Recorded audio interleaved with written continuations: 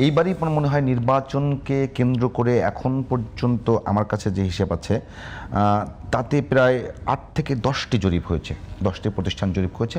সবগুলোতেই মোটামুটি দেখা যাচ্ছে যে হাড্ডাহাড্ডি লড়াইয়ের আভাস পাওয়া যাচ্ছে। সবশেষ যে জরিপটি এসছে সেই জরিপে দেখা যাচ্ছে IILD করেছে, তারা বলছে যে জামাত এখানে 105 আসনে পরিষ্কার জয় পাবে, যে বিএনপি 101 আসনে পরিষ্কার জয় পাবে, আর 75টি আসনে হাড্ডাহাড্ডি লড়াই হবে, আর স্বতন্ত্র বা অন্যান্য মিলে 19টি। এই হলো মোটামুটি 300 আসনের তারা জরিপ দিয়েছে।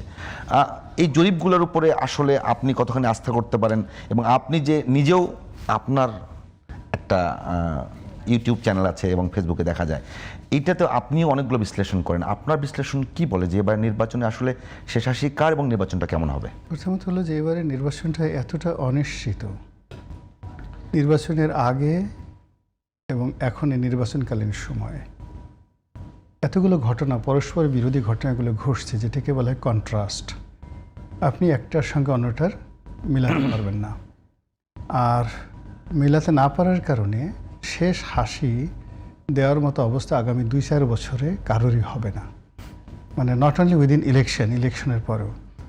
কারণটা হলো যে যেভাবে এই ভোটটা অনুষ্ঠিত হচ্ছে, যদি আপনি প্রতিদ্বন্দ্বিতার কথা চিন্তা করেন, তাহলে বিএনপির সঙ্গে আসলে জামাতের প্রতিদ্বন্দ্বী হয় না।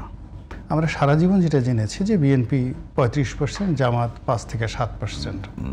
7% সর্বোচ্চ তাদের, 5 থেকে 7%। তো এই 5 থেকে 7% যারা আছে তাদের সঙ্গে এখন বিএনপির প্রতিযোগিতা করতে হচ্ছে।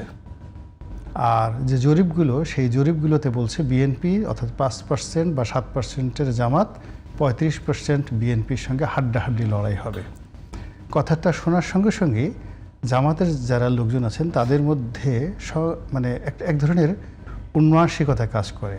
তাদের এই 5%টা 7%টা মুহূর্তের মধ্যে 70% হয়ে যায়। আর বিএনপির যারা লোকজন এই কথা যখন শুনে, তখন তাদের খুব রাগ হয়, ক্রোধ হয়। গ্রামের সৈয়দ বংশের ধরেন মুরব্বী মানুষ, তারপরে তালুকদের বংশের একজন মুরব্বী যাচ্ছে, আইসা একজন বলল যে, কি নাপিত সাহেব কেমন আছেন, ধোপা সাহেব কেমন আছেন, ভালো তো, কালকে আমাদের বাড়িতে একটু চুল কাটতে আসেন। এই ধরনের একটা কথা শোনার সঙ্গে সঙ্গে সেই সৈয়দ বংশের যে ভদ্রলোক, যিনি জমিদার, তার মেজাজটা কেমন গরম হবে। বিএনপির অবস্থা তদ্রূপ। বিএনপির বড় বড় নেতারা রীতিমতো শুয়ে পড়েছেন।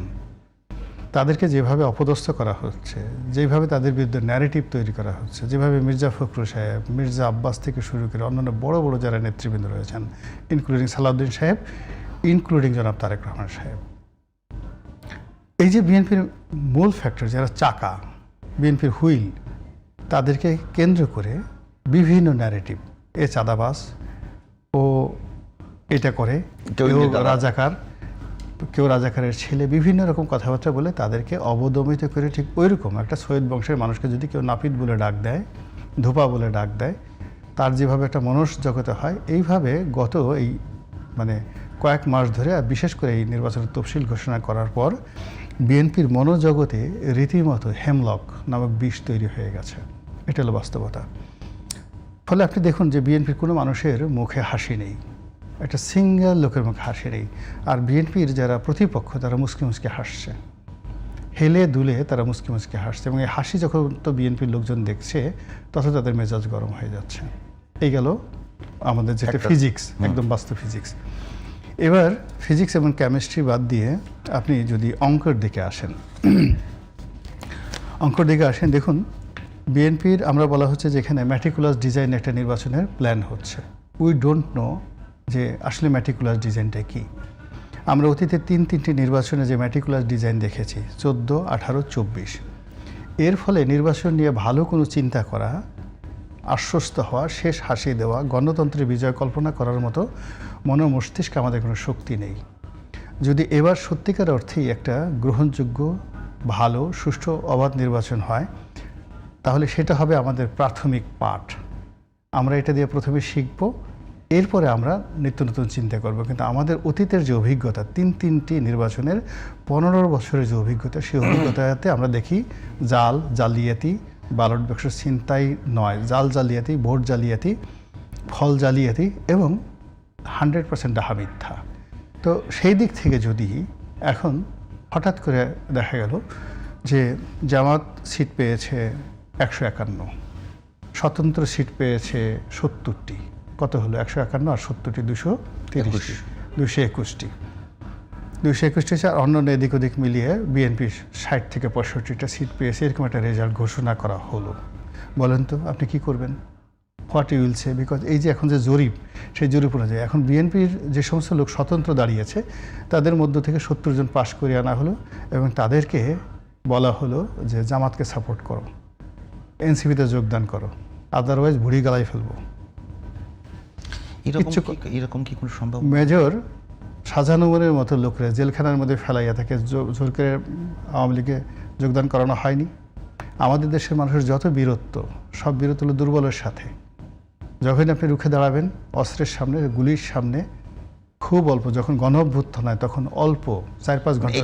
আপনার কথা অনুযায়ী রনি ভাই, যদি এমনটা হয় যে যারা নির্বাচনে বিএনপির বিদ্রোহী প্রার্থী আছে তারা পাশ করে, মানে এটা পুরো 300 আসনকেই প্রমাণ করা যে 300 আসনে ভুল প্রার্থী দিয়েছিল বিএনপি। ইয়েস, শুধু তাই না, মানে আমি মেটিকুলাস ডিজাইনগুলো ধরেন, ফলে কি হলো যে আপনি যে শেষ হাসি হাসবেন, শেষ হাসি হাসার মতো কোনো নাই। বিএনপির অনেক বড়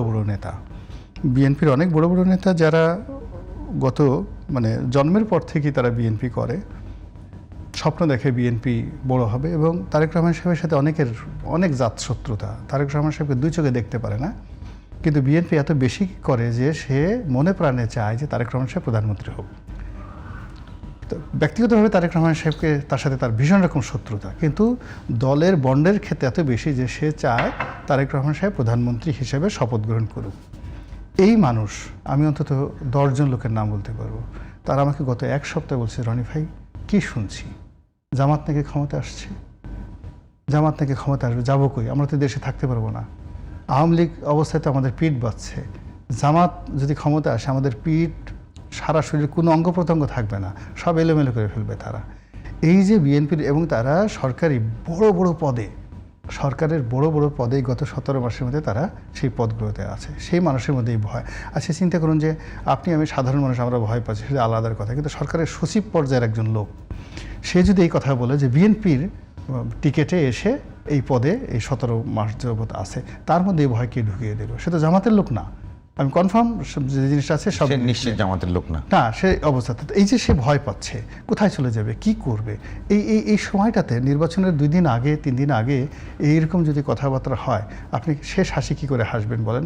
শেষ কান্না কে কাঁদবে? আপনার শিরোনাম হওয়া উচিত ছিল যে শেষ কান্না কে কাঁদবে।